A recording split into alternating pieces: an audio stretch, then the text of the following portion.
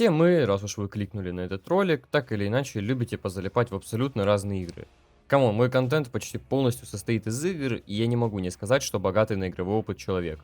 Но однозначно интересующаяся личность. В связи с этим, совсем недавно ко мне пришла интересная мысль, которую освещал в своем ролике еще подпис. Вы никогда не задумывались над тем, насколько мы привыкли к насилию? Буквально слон в посудной лавке, то без чего нынче представить даже игры Nintendo трудновато. Однако мы, несмотря на отвращение к подобным вещам в реальной жизни, вполне успешно продолжаем вырывать органы демонов в Думе, даже не задумываясь над тем, насколько это, по идее, должно быть для нас неправильным с точки зрения морали, визуала и в целом должно вызывать эффект явного отвращения.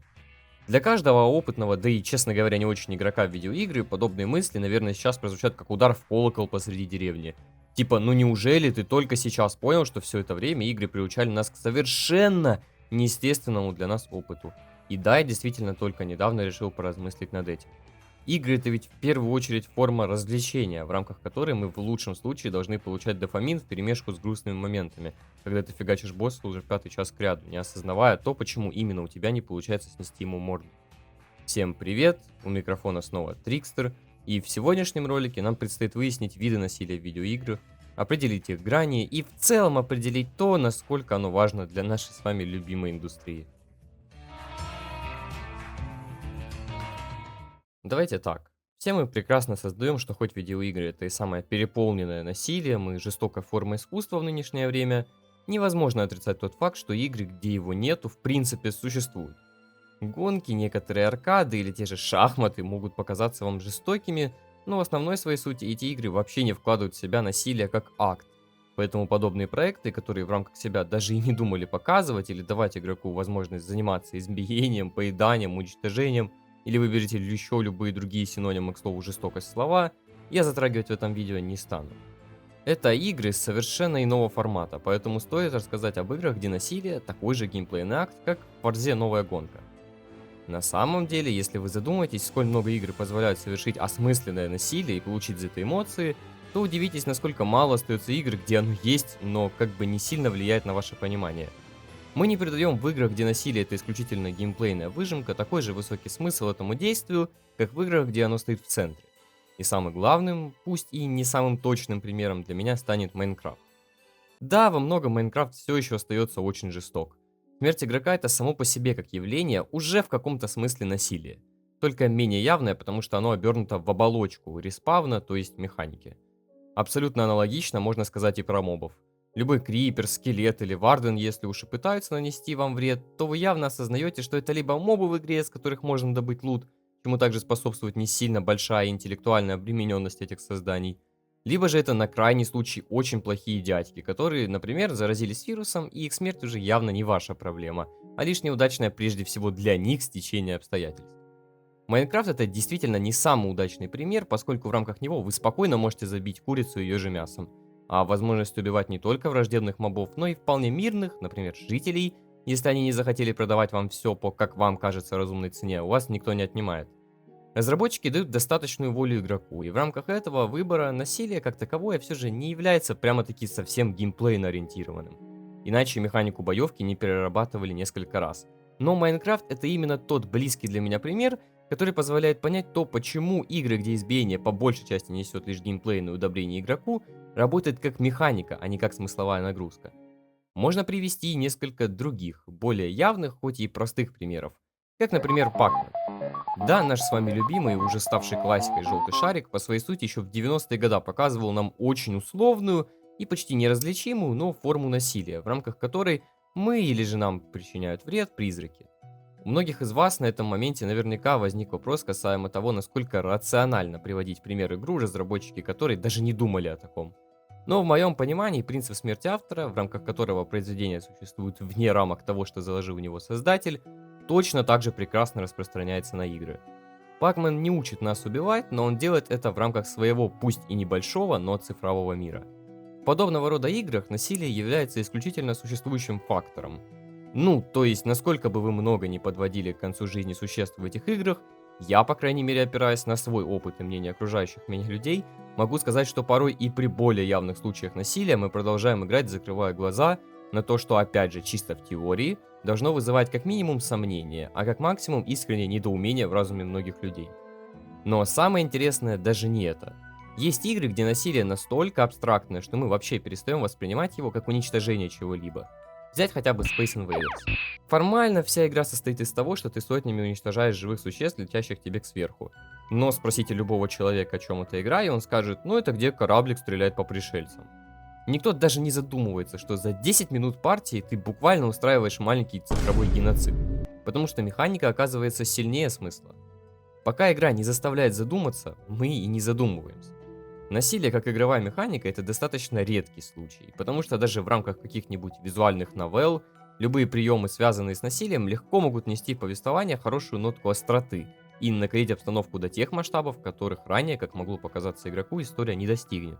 Однако, отчасти именно в этом и кроется суть того, почему игры, где насилие не играет роли, существуют в не столь далекой парадигме от тех, где она является центром геймплея. Что ж, поговорив про первую половину игр и поняв, что, наверное, игры все же могут быть не жестокими, могут не опираться на обильное кровоизлияние в экран и могут быть способны на привлечение внимания игрока другими факторами, самое время перейти к другой части, куда более жестокой.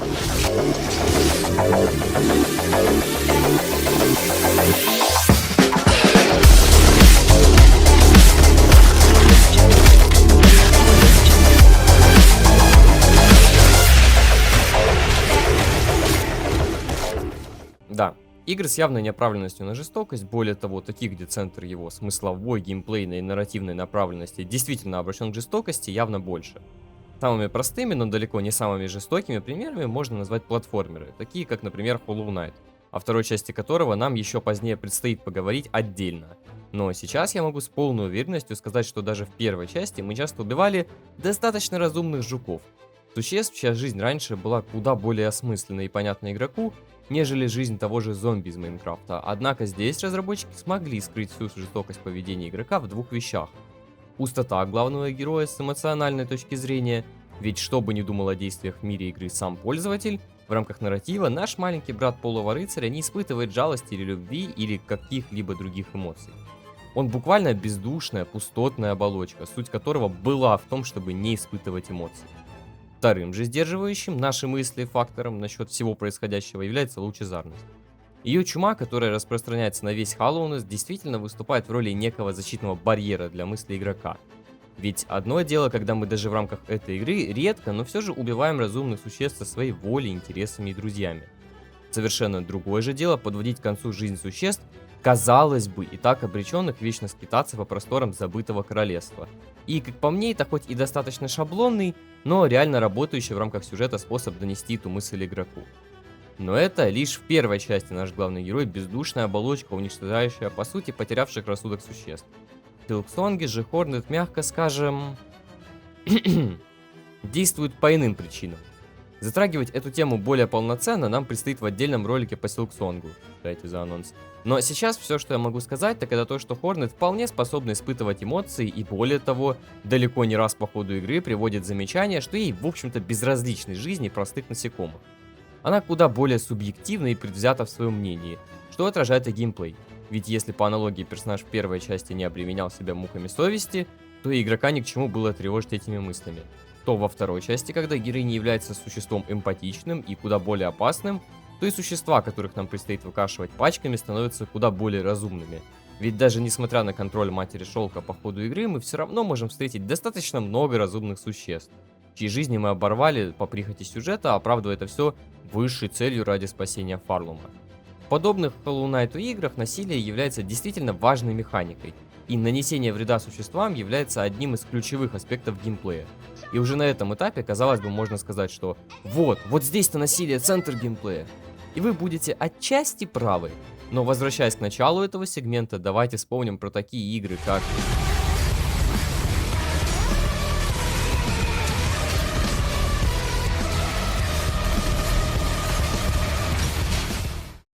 Да, пожалуй, не вспомнить здесь Doom, Ultra Kill или Hotline Miami было бы реально не просто упущением, а полноценным даунгрейдом нашего с вами повествования. С самого первого появления Wolfenstein на наших с вами экранах еще в 80-х годах, когда еще наши с вами родители только начинали познавать искусство игр, нам начали показывать то, насколько крутым может быть убийство на самом деле. Бумер-шутеры — это в целом очень старый и легендарный жанр, но смог бы он стать популярным без всей присущей ему жестокости? Мог бы стать Doom таким же популярным, если бы нашей целью не было истребление демонов и их смерть в различных интересных анимациях, а в центре геймплея стояла бы, скажем, пальба по мишеням.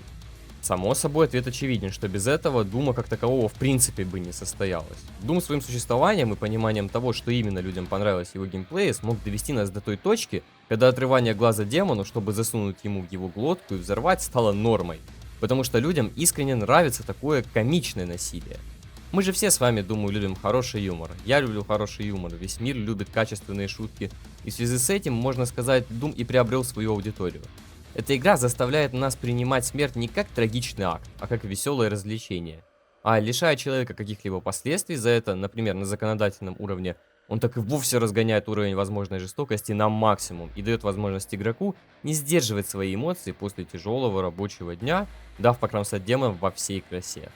Таких игр на самом деле с каждым годом становится все больше и больше, и если я начну приводить примеры, вы реально можете устать, но для справочки давайте скажу, что такие игры как Devil May Cry, Madness Combat, Mortal Kombat или само собой какая-нибудь из частей GTA, все они не стали бы популярными, если бы насилие в них было сделано сухо. Я прекрасно понимаю, что, например, в рамках Безумного Мочилова Кринкельс еще в сериале задумывал специально все нарочито жестоким, но отменяет ли это всех вышесказанных в ролике тезисов? Жестокие вещи потому и стали популярными, что дали нам, как игрокам, возможности, в рамках которых смерть не стала для нас чем-то трагичным или мерзким, а дали почувствовать смерть куда более комичным зрелищем, или дав понять, что умерщвление врагов вполне может быть увлекательным, ведь после выбитых S-рангов в DMC, я очень сомневаюсь, что вы потом будете весь вечер думать, какой же вы жестокий человек. Нет. Вы захотите еще больше. Забавно, что некоторые игры вообще не пытаются оправдать насилие хоть какой-то историей. Взять тот же Postal 2. Там практически нет красивой идеи о борьбе добра со злом, спасении мира или высокой цели. Разработчики буквально говорят игроку: делай что хочешь.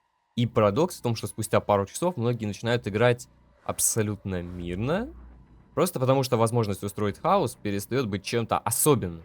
Когда игра разрешает абсолютно все, желание пользоваться этой свободой постепенно исчезает. И это тоже очень интересная особенность игрового насилия. Однако насилие в видеоиграх далеко не обязательно можно воспринимать как чистое мясное рубилово, ведь далеко не каждая игра это Doom.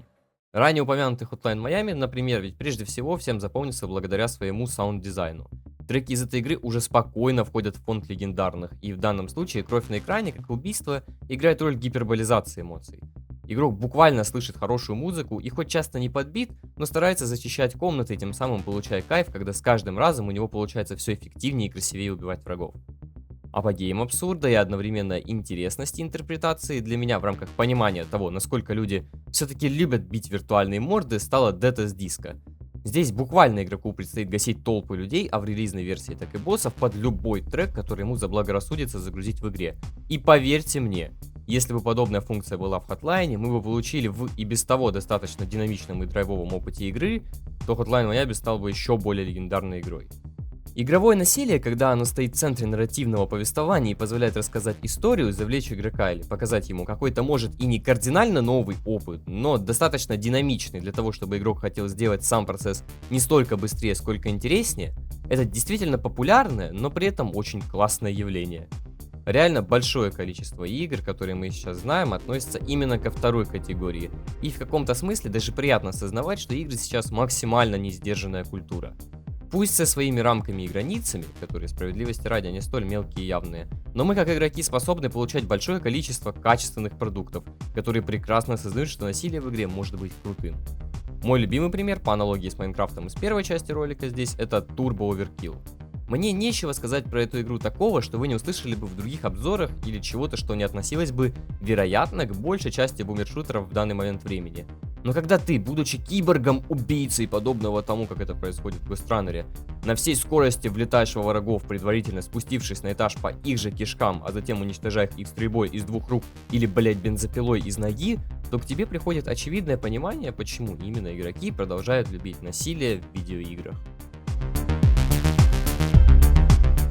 Да, Я действительно не считаю хорроры полноценным и отдельным в рамках сегодняшнего ролика сегментом, дабы нарекать его третьим видом насилия.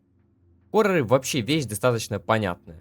Страхов в нашем мире существует огромное количество, и на этом канале уже не один раз мы с вами то и дело обсуждали игровые мифологии или реальные страхи, которые сами по себе, очевидно, могут быть трансформированы в хоррор-сеттинг. Взять, например, талассофобию, и половина игр, которые даже не стараются быть хоррорами, уже будут пугать игрока, которому это покажется страшным. И в этом смысле достаточно очевидно было еще со времен, когда зарождались кино, что самыми страшными вещами могут быть монстры, а может быть монстры, которые способны причинить вред человеку. Да, идея не нова, но в играх она работает точно так же, как и в любой другой форме искусства, цель которого вызвать страх. Видишь страшного монстра с тесаком и понимаешь, что подойдя к нему, ты явно не попадешь в мир MLP, а значит лучше убежать. При этом описании вы наверняка вспомните далеко не одну хоррор-игру. Outlast, Resident, будь то новые или старые части, да даже FNAF. Все это на первый взгляд полные насилия игры, и хоть мы сами наносим в этих играх чаще всего вред монстрам, которых, откровенно говоря, в большинстве случаев обычный игрок жалеть не станет, и именно поэтому, как мне кажется, хоррор-игры ближе всего подобрались к тому насилию, которое мы нехотя можем наблюдать в реальной жизни. Самый яркий пример — это маньяки. Люди, которые чаще всего по своим личным причинам и из-за различных психических расстройств причиняют вред своим жертвам. В реальной жизни мы редко, если вообще хоть когда-то, проникаемся этими людьми.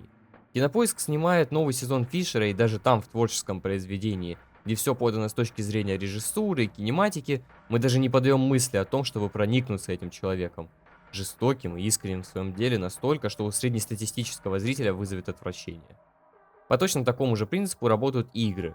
Каждый маньяк здесь — это не просто очередной демон из Дума, которого тебе хочется убить как можно более красочно, даже если это займет время, или же как в Ультракилле, когда ты стараешься все сделать одновременно и быстро, и красиво. Нет. Здесь маньяки — это свои существа, которым нарративно чаще всего предписана либо жуткая предыстория и подсознательное понимание у игрока того, почему именно его стоит бояться, либо животное и более дикое зло, которому ставит перед собой цель удовлетворять личные потребности в насилии. Именно поэтому я и не считаю хорроры отдельным третьим слоем в понимании того, насколько далеко игры могут зайти в рамках изощренного насилия. Ведь как ни посмотри, назвать в данном случае насилие центром игры, язык повернется назвать в очень редких случаях. И чаще всего игроку наоборот предстоит его избегать.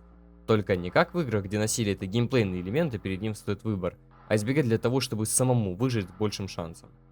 Здесь насилие — это исключительно средство выражения автора, ведь в ранее рассмотренных примерах на других уровнях насилие всегда под собой имело какой-то рациональный смысл.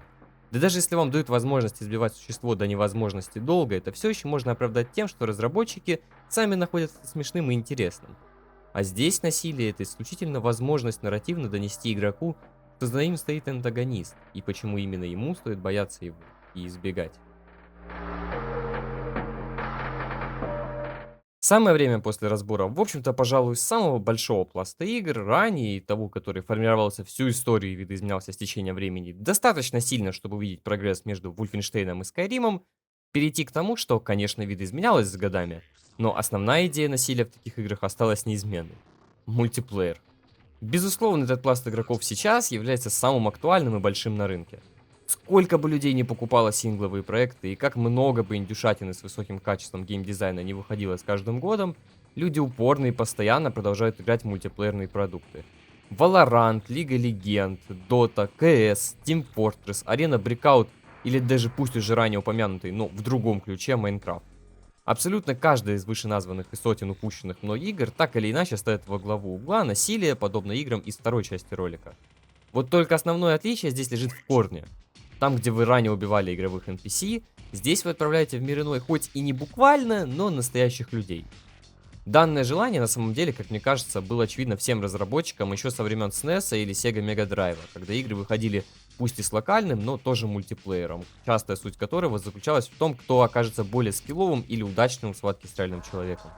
Это желание показать то, где именно в рамках пищевой цепочки находится игрок и его противник, по ту сторону экрана, часто доходящий до личного знакомства со всей его родословной, вызвано в первую очередь желанием, свойственным нам и в реальной жизни, подобно хоррорам. Только вот хорроры опирались на насилие как на фундамент нарратива и истории, а шутеры, мобы, инкременталки и многие другие опираются на насилие как на метод самоудовлетворения. Думаю, нет смысла спорить с тем, что все игры так или иначе являются формой самоудовлетворения. Иначе бы Elden Ring или Geometry Dash, как мне кажется, не были бы столь популярны. Только вот мультиплеерные игры дают тебе почувствовать то до невозможности по своей сути низкое, но, сука, уверенное чувство того, что ты оказался сильнее. Сильнее реального человека, который так же, как и ты, сидел, потел над этим всем. Мультиплеер превратил насилие из возможности показать что-то новое в геймплее или истории в возможность увлечь игрока настолько сильно, насколько это вообще позволяют игры. По Counter-Strike проходят буквально ежемесячные турниры, где люди раз за разом убивают друг друга с огнестрельного оружия, и одновременно с этим им хлопают целые залы людей и десятки тысяч смотрящих трансляций. Здесь насилие невозможно воспринимать серьезно, в том смысле, в котором я рассказывал о нем почти весь ролик. И моим любимым подтверждением этому станет Team Fortress 2. Valve это компания, которая в целом не чурается черного юмора и самоиронии как таковой. А уж жестокости в условном Half-Life хватит на полноценный ролик о том, почему именно Альянс это твари, и вы бы лично хотели взорвать их планету. Но ТФ смотрит на это все с совершенно иного ракурса. Помните, я говорю, что насилие это тоже своего рода попытка достичь юмора, только в иной, менее классической форме. Так вот, эта игра не просто позволяет вам своим насилием отправлять людей на возрождение, вынуждая чувствовать себя проигравшим. Она позволяет забить вас насмерть рыбой, облить мочой и затем только убить или вовсе самоуничтожиться с гранатой. Здесь насилие это буквально несерьезная юмореска, и убивать именно во втором Team Fortress это полноценный, неописуемый акт удовольствия от игры, когда ты получаешь понимание, что только что заставил человека помереть от леденца, который обычно родители покупают своим детям на Новый год. Мультиплеерные игры это, пожалуй, даже несмотря на что угодно происходящее в любых сингловых проектах, самая страшная форма насилия, если смотреть на нее под определенным углом. Если в хоррор-игре ты видишь монстра и понимаешь, что он нехороший, ты не сильно человечный, то его жизнь не становится для тебя некой ценностью. Если в Dark Souls ты убиваешь босса 30 раз кряду, ты не думаешь о том, чтобы в теории по сюжету мог думать этот персонаж. Ты думаешь о том, как он тебя задрал и пытаешься сделать все возможное, чтобы наконец его победить.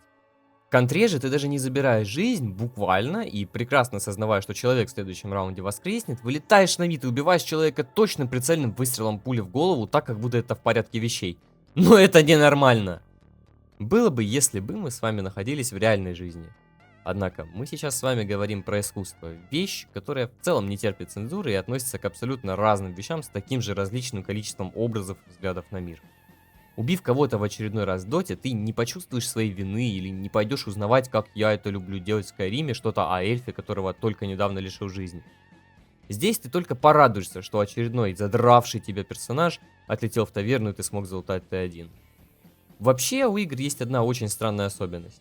Они умеют превращать практически любое действие, связанное с темой этого ролика, в привычку буквально за несколько часов. Сначала ты замечаешь каждое попадание по врагу, каждую смерть и каждую анимацию. Потом мозг начинает воспринимать все происходящее как часть процесса. Уже не я кого-то победил, а я нажал правильную кнопку в правильный момент. Насилие постепенно перестает восприниматься как событие и становится таким же естественным элементом интерфейса, как полоска здоровья или счетчик патронов. Именно поэтому многие игры вообще не пытаются оправдывать каждое убийство отдельно. Игрок уже давно перестал смотреть на происходящее через подобную призму, ибо если бы мы с вами, кроме и без того достаточно сложной и стрессовой реальной жизни, еще и в виртуальных мирах загружались мыслями о только что содеянном злодеянии, то, вероятно, жили бы без красок вовсе. Благо, игры, будь то сингловый или мультиплеерный продукт, пока не спускались до настолько явных обвинений в сторону игрока. Ну, точнее, редко поднимают эту тему. Мультиплеерные проекты, по-хорошему, в рамках этого ролика в целом не могут обсуждаться дольше хорроров, где это самое насилие хотя бы явно отображается и понятно нам со смысленным видом. Но при этом и сказать, что убийство в мультиплеерной игре это простая вещь, тоже нельзя. Углубляться в человеческую психологию я, честно говоря, не хотел бы, да и не смогу, поскольку лишен нужной базы знаний, чтобы вам правильно донести свои мысли. Но если говорить достаточно обобщенно, то для меня насилие в такого рода играх смотрится действительно потрясающим феноменом того, насколько же далеко человек может зайти в погоне за тем, чтобы показать, что он здесь самый лучший. Мультиплеерные игры реально способны показать насилие в разных его видах, от юмора до серьезной перестрелки. Таким образом, чтобы в отличие от одиночных игр, ты испытывал удовлетворение от того факта, что ты победил. Победил прежде всего в гонке с таким же человеком. Так и все же, все ли виды насилия я вам здесь перечислил. В общем-то говоря, как мне кажется, основная часть игр действительно подходит под виды из этого ролика. Однако в целом, даже сейчас я могу припомнить другие виды насилия, которые применяются в немного иных областях. Тот же юмор я здесь затронул исключительно в мультиплеерной части, хотя есть достаточно большое количество игр, совмещающих юмор и насилие, как нечто более интересное, чем могло бы быть в реально серьезных файтингах. Тем не менее, даже при таких упущениях, насилие это все равно самое уникальное, что, наверное, есть у игр. Ведь там, где кино использует насилие как одногранную фигуру с исключительно сюжетным влиянием на зрителей или персонажей, игры дают нам почувствовать себя тем самым убийцей демонов, который способен пачками выкашивать целые армии. Или дать почувствовать себя маньяком в игре, где ты охотишься пусть и через экран, но за вполне реальными людьми, точно так же сидящими за своими мониторами. Общецело выражаясь, мы получаем, что чаще всего наличие в игре насилия не зависит от жанровой принадлежности или того, что именно закладывал в нее разработчик, или какой смысл в этом всем видит игрок. Потому что как бы мы ни пытались найти с вами то, почему именно нас так притягивает, по сути, целый вид искусства, где 80% проектов завязаны на жестокости человека в той или иной форме, мы все равно не придем к одному выводу ввиду того, что наша точка зрения — это наша точка зрения. И доверять в данном случае, считаете ли вы или я что-то жестоким, можно только доверившись своим мыслям и эмоциям. Насилие в видеоиграх порой может звучать громко, порой наоборот слишком слабо, чтобы описать все эти ужасы, что показывает очередной хоррор, или звучать слишком пафосно так, как будто в игре про Человека-паука от Insomniac крови столько же, сколько в Росомахе. Однако, как бы мы ни крутили эти понятия, и какие бы хитрые умы разработчиков не заставляли нас проникнуться этим актом, для меня лично насилие всегда останется понятием, без которого игры, даже точнее их история за эти десятки лет не могла бы существовать полноценная. Вы только вдумайтесь, сколько судов предстояло выиграть компании Rockstar при выходе новой GTA или Эду Буду при выпуске первого Mortal Kombat. Сколько вороха в интернете периодически до сих пор возникает от переизбытка насилия в играх. Но это искусство продолжает упорно стоять на своем и не сдавать позиции. И прежде всего от этого выигрываем мы, игроки. От себя лично хочу сказать, что хотел бы видеть больше разнообразия, даже несмотря на то, что сейчас убивать можно в играх совершенно разными способами. Больше креатива, больше азарта, больше юмора и больше реальности в том, что мы считаем совершенно нормальным, несмотря на свою выдуманность, в том, что мы все так с вами любим. На этом мое небольшое эссе о том, какие виды жестокости лично я вижу в наших с вами любимых видеоиграх, подошло к своему логическому завершению. И искренне надеюсь, что заставил вас этим роликом, хоть и ненадолго, но задуматься о том, насколько игры реально всеобъемлющая вещь. И хоть сегодня я обсудил с вами только одну, очень небольшую их часть, в будущем мне еще предстоит вернуться к обсуждению разных игровых областей. В этом, хоть это и не совсем корректно говорить, но эссе я затронул поистине немалое количество игр. И поверьте, многие из них еще покажутся на этом канале, как и в других видео, так и в отдельных полноценных разборах. Один только Ultra Kill или Wolfenstein достойны полноценного масштабного разбора того, как их авторы пришли к созданию таких больших проектов. Однако к этому я вернусь явно позднее. Так или иначе, если вы досмотрели до этого момента, подписывайтесь на канал, ставьте лайки и пишите комментарии. В описании можно найти мой телеграм-канал, где я периодически повествую о своей жизни вне роликов, и Donation Alerts, где можно меня поддержать монетой, конечно же, если у вас есть желание и возможность. И помните, что насилие в играх — это нереальное причинение кому-то вреда. Это интересный, динамичный, красивый и увлекательнейший момент, который нужно уметь ценить.